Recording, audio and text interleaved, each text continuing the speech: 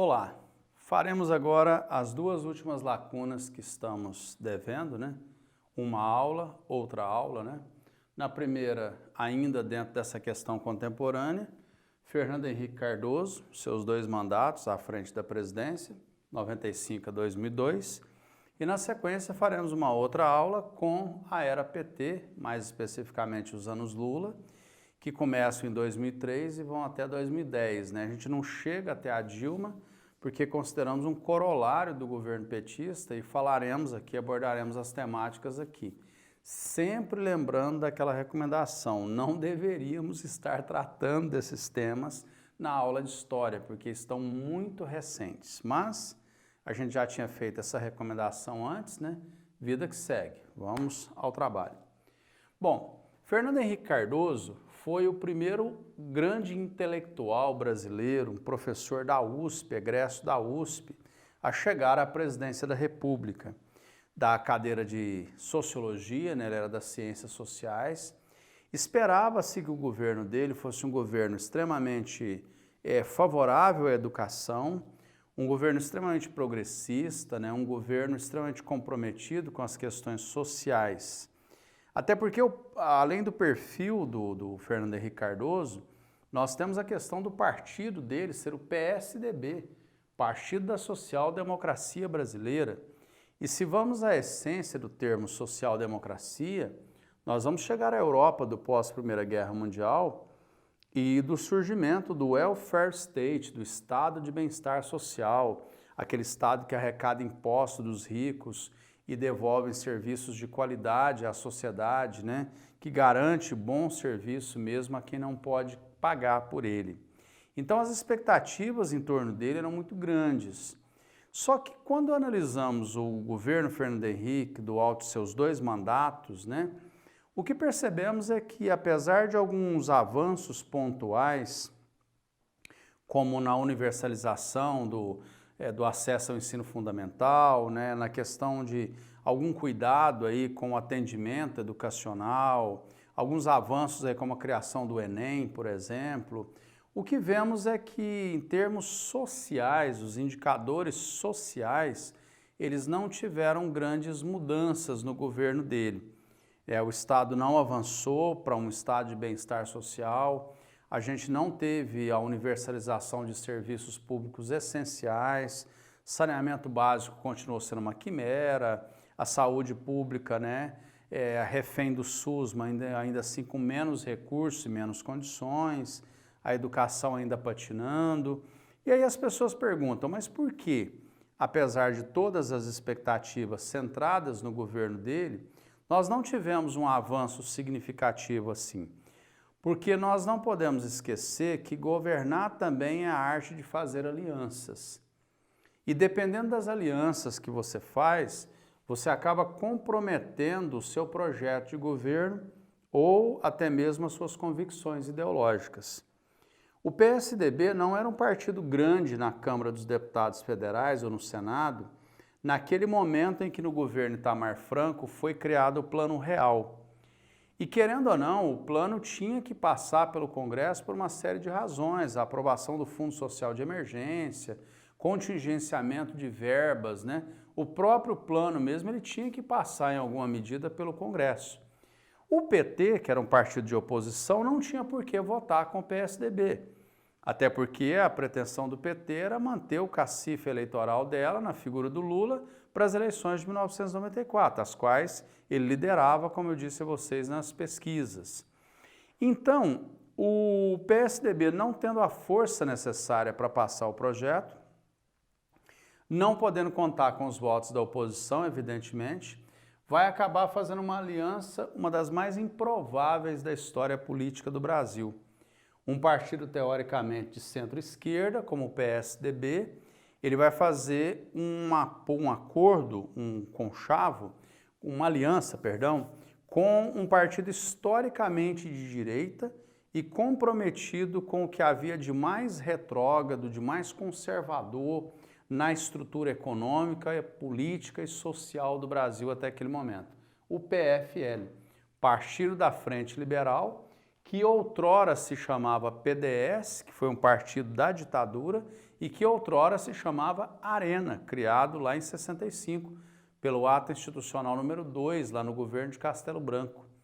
Atualmente esse PFL se chama DEM, Democratas, é o partido do presidente da Câmara, Rodrigo Maia. Então ele representa interesses conservadores, interesses retrógrados, né? Interesses reacionários. Então é evidente que um partido de centro-esquerda coligado com um partido de direita, direita clássica, né? Direita conservadora mesmo, não é uma centro-direita, não teria como avançar nas questões sociais. E essa aliança, que acabou fazendo com que os projetos passassem no Congresso, como queria o Fernando Henrique Cardoso, ela custou inclusive a vaga de vice na sua chapa. A chapa encabeçada por Fernando Henrique Cardoso teve como vice-presidente o senador Marco Maciel, que é do PFL, acho que de Pernambuco, se não me falha a memória. Foi leal ao presidente, uma pessoa de boa reputação, parece que não recai sobre ele nos anais da política, denúncias de corrupção ou qualquer coisa parecida, mas estava muito longe também de ser um candidato do campo progressista. Então, apesar do Fernando Henrique Cardoso trazer com ele todas essas expectativas, essa aliança com a direita clássica brasileira atrapalhou ou inviabilizou que algumas mudanças que beneficiassem a parcela mais vulnerável da sociedade, elas pudessem acontecer.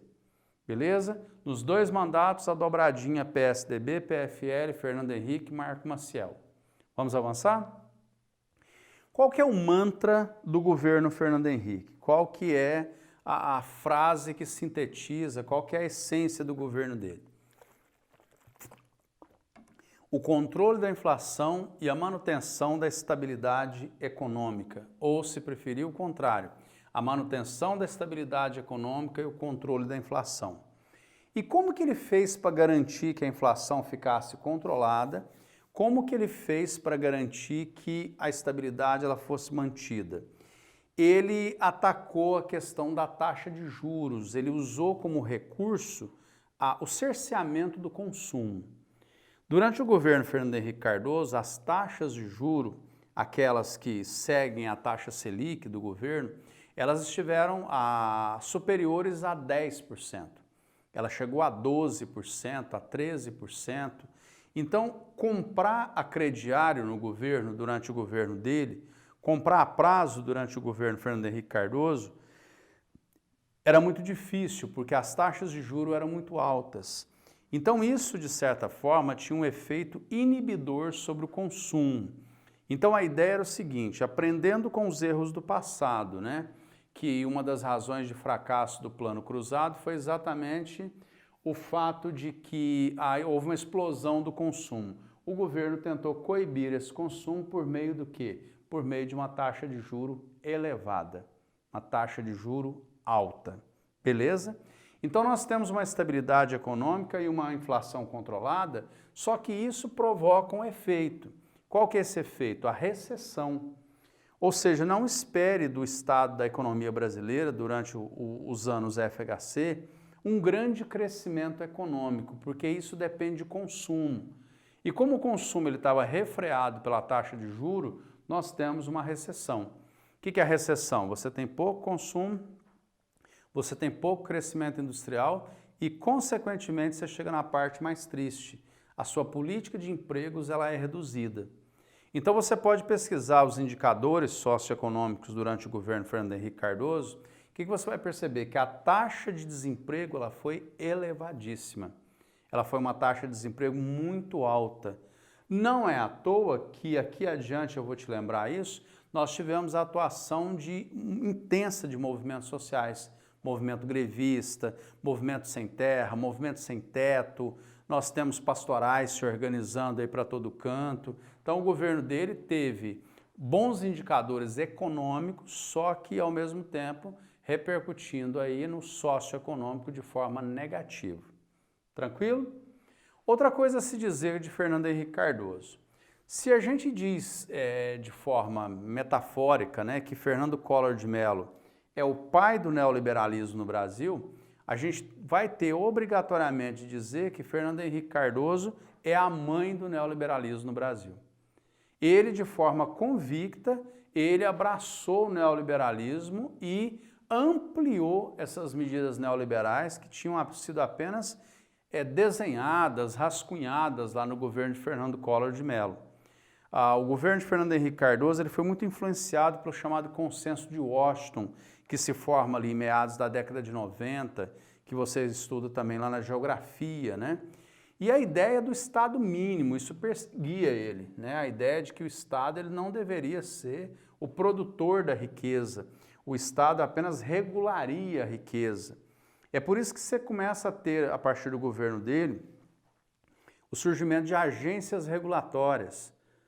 Vou dar um exemplo aqui agora que me vem à cabeça. A ANTT, Agência Nacional de Transportes Terrestres, né? Você tem, por exemplo, a Anvisa, a Agência Nacional de Vigilância Sanitária e assim a Agência Nacional das Águas, né? A ANA, né? Então você passa a ter agências reguladoras da atividade econômica, mas não promotoras da atividade econômica. Isso gradativamente vai ser passado à iniciativa privada. É um governo, inclusive, que vai quebrar monopólios em áreas que desde a época de Vargas, portanto, desde a década de 30 no Brasil, elas eram monopolizadas pelo Estado. Por exemplo, a área da questão de energia, a área de telecomunicações, a área de petróleo, por exemplo, isso era monopólio estatal, desde o governo Vargas. E a partir do governo Fernando Henrique Cardoso, você começa a quebrar esses monopólios. A ideia de que a empresa privada pode atuar e a ideia, inclusive, de que a empresa estrangeira pode atuar. Isso é uma marca gradativa e marcante do governo Fernando Henrique Cardoso. A ideia de abrir economicamente o Brasil. Essa abertura econômica com quebra de monopólio, ela vai afetar os pequenos e médios no Brasil, sim. Foi muito comum a partir dos anos 90, principalmente 95 em diante, o surgimento das famosas lojinhas de R$ 1,99. Não sei se você já ouviu falar. Lojinhas de R$ 1,99, lojinhas de R$ 4,99, lojinhas de R$ 9,99. Via de regra, eram lojas que trabalhavam com a comercialização de produtos vindos de fora, né? Produtos vindos de fora do Brasil, produtos importados, brinquedos, utensílios domésticos, entre outras coisas, até mesmo roupas e calçados. E qual que era a ideia do governo nesse sentido? A ideia era facilitar a importação de produtos para forçar os produtores nacionais a reduzirem o preço de suas mercadorias. Então, se você imaginar que o produtor, um determinado produtor, que ele é um grande produtor, ele tem capital de giro, ele tem estrutura, ele vai sobreviver bem a essa concorrência. Se nós imaginarmos que se trata de um pequeno fabricante, de um pequeno produtor, de um médio fabricante, de um médio produtor, ele não vai dar conta de competir com essa importação. Ele não vai ter condição de competir com esses produtos que acabam sendo comercializados aqui a preços vantajosos, até porque não há uma preocupação do governo com a elevação de tarifas alfandegárias. É a boa e velha história da abertura.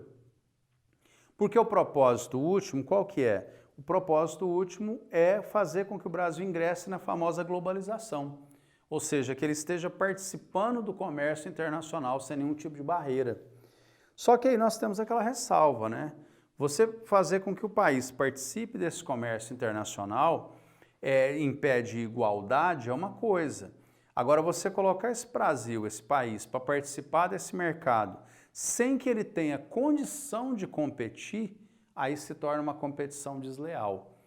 E é por isso mesmo que muitas pequenas e médias empresas vão falir durante esse período aqui, 95 a 2002, exatamente pela incapacidade de competir. Outra coisa que chama atenção nesse neoliberalismo do Fernando Henrique Cardoso, um intenso processo de privatizações. E aqui empresas estatais que eram lendárias, né, que estavam com o Estado brasileiro, repito, desde a era Vargas, elas foram privatizadas. Dentre elas, a Vale do Rio Doce. A Vale do Rio Doce, criada durante o governo de Getúlio Vargas, foi vendida por 2,2 bilhões de reais. Segundo os analistas, uma pechincha, um valor ridículo, né? Ela foi comercializada por um valor muito pequeno. A Telebrás, embora tenha sido um valor significativamente maior, algo em torno de 22, 23 bilhões de reais, mesmo assim não ficou isenta de protestos e de críticas. Por quê? Nesse processo de privatização, você permite, por exemplo, que representantes do capital estrangeiro participem. E aí vem aquela velha discussão, como é que você pega setores como telecomunicações, setor como exploração mineral, por exemplo, e coloca isso na mão de uma multinacional, de um investidor estrangeiro? Qual é o compromisso que ele vai ter com as questões do Brasil? Então gerou uma onda de protesto muito grande isso aí. A questão também do valor com que você vendeu um patrimônio que em última instância era público, né?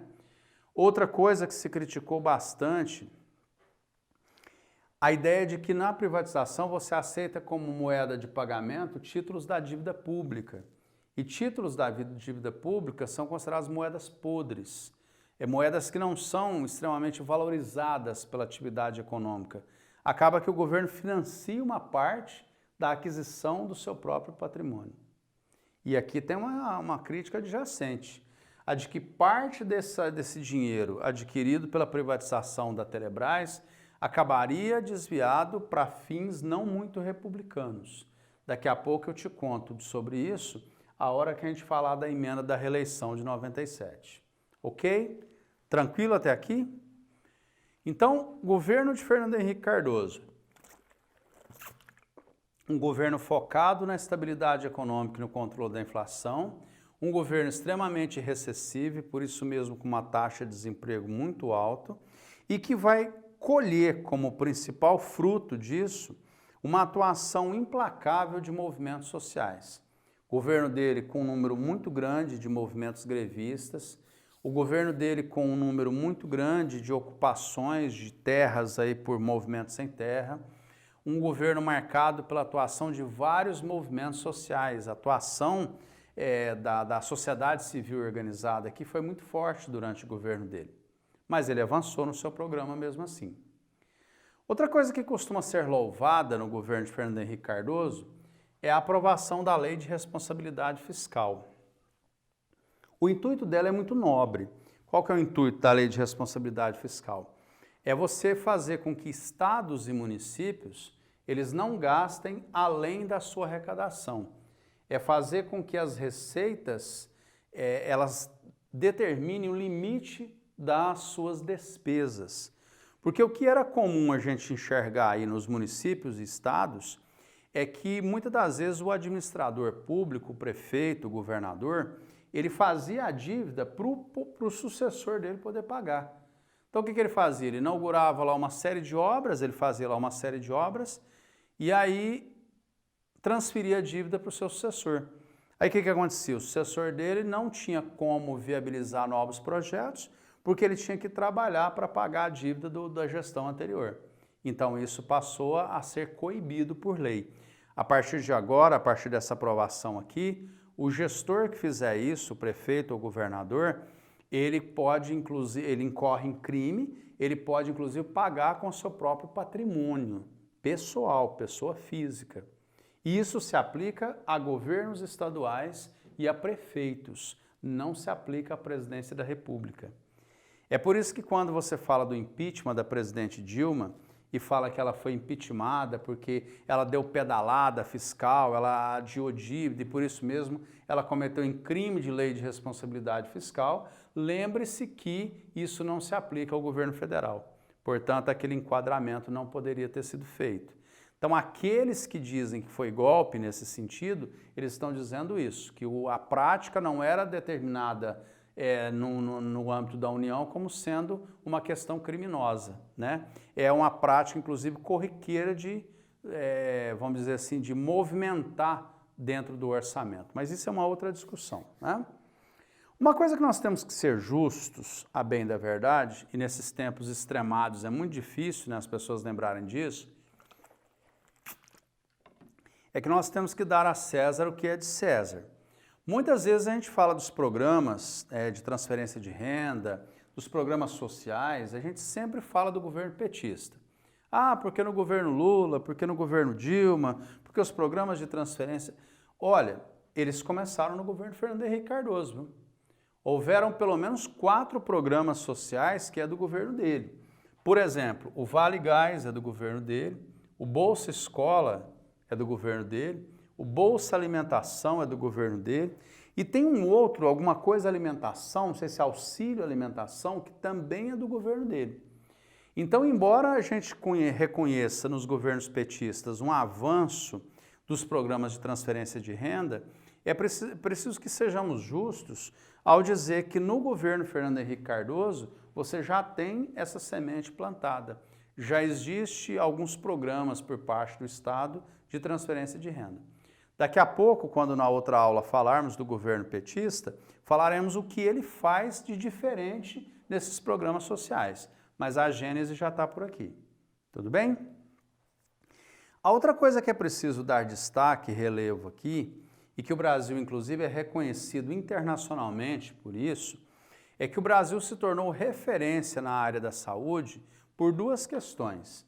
Primeiro, com relação ao tratamento dos pacientes com HIV, dos pacientes com AIDS. O Brasil se tornou o primeiro país do mundo a oferecer totalmente gratuito na rede pública de saúde o coquetel de remédios utilizados para o tratamento de HIV. As pessoas recebem gratuitamente ou recebiam gratuitamente no serviço público, né, as drogas necessárias para o tratamento da AIDS. O Brasil virou referência internacional, reconhecido pela Organização Mundial de Saúde. Pioneiro nesse sentido. E outra coisa que nós temos que reconhecer e que é do governo dele, é que graças à gestão do ministro da Saúde, José Serra, que depois seria candidato a presidente da República, nós tivemos a aprovação da Lei dos Genéricos, famosa Lei dos Genéricos. O que foi essa Lei dos Genéricos? A quebra de algumas patentes, ou até de patentes que já eram quebradas, né? Para que laboratórios aqui brasileiros pudessem produzir o princípio ativo daquela determinada droga a um custo bem mais reduzido. Então, ao invés de você comprar, por exemplo, o remédio lá para inflamação de garganta, por exemplo, o Cataflam, então, ao invés de você comprar o Cataflam, que é do laboratório fulano de tal, você passa a produzir a droga que é o diclofenaco potássico. Então, você vai lá na farmácia, eu quero um diclofenaco potássico, né? 50 miligramas. Então, o que acontece? Você passa a não ter que pagar pela propaganda, passa a não ter que pagar pela patente, pelo nome fantasia. Claro que o laboratório vai argumentar, não, mas o remédio existe que nós financiamos pesquisa. Então, por isso é que durante X anos ele tem o monopólio da venda daquela droga. Então, o que o governo fez foi pegar aqueles que esse monopólio não existia mais e passar a produzir aqui. E aí o Brasil também vira referência nesse sentido, né? Porque você passa a ter acesso a medicamentos mais baratos. E é interessante, eu que sou goiano, o estado de Goiás se tornou uma referência nesse sentido na produção de fármacos, principalmente a cidade de Anápolis, Laboratório Teuto, Laboratório Geolab e Laboratório Neoquímica. A Neoquímica que pouco tempo atrás, poucos anos atrás, ela foi vendida, ou ele, né, laboratório foi vendido para a alemã Pfizer, a fabricante do Viagra, né? Eles compraram a Neoquímica, um negócio bilionário, diga-se de passagem. Então isso é uma referência também durante o governo de Fernando Henrique Cardoso. A população ela passou a ter acesso a medicamentos mais baratos, né? Aos famosos medicamentos genéricos. E isso é algo que temos que reconhecer como absolutamente positivo.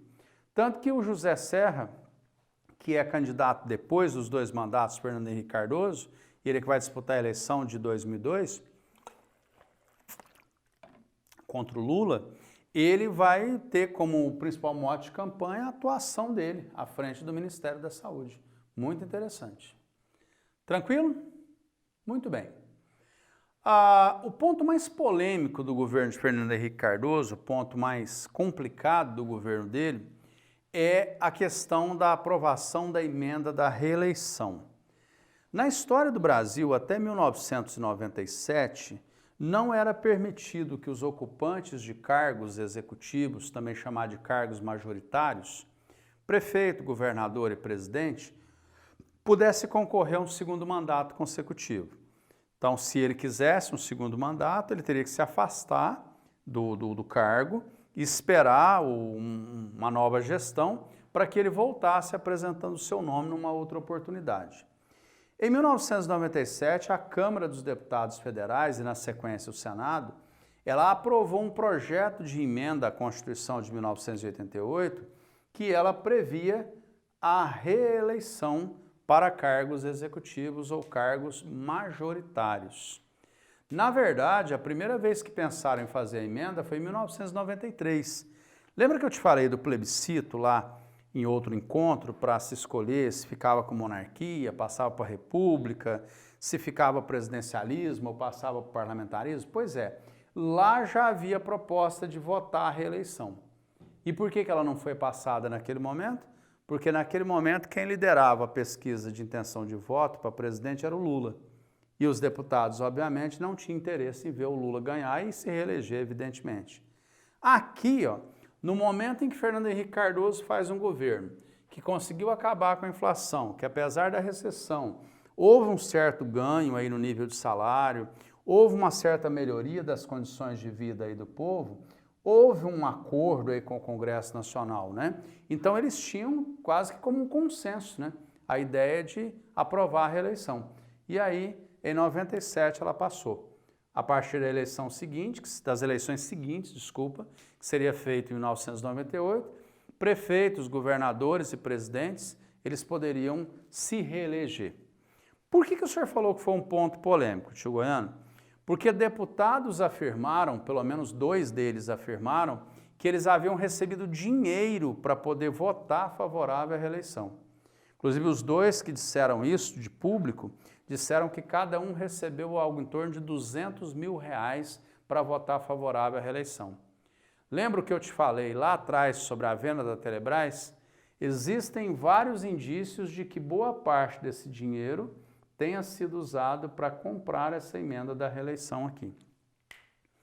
Ô Goiano, mas por que esse escândalo não foi para frente? Por que acabou, não impeachmentou o Fernando Henrique Cardoso? Por que não teve maiores consequências?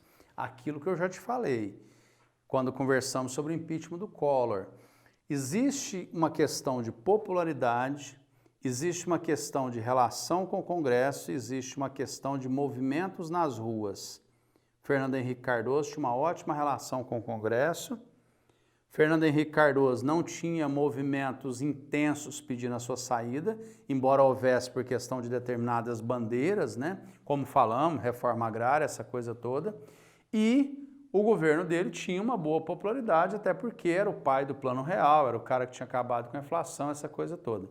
Então foi arquivado, os 2 deputados acabaram entregando o mandato e vida que segue, ninguém falou impeachment do homem de forma mais ostensiva. Então ficou essa mácula, né?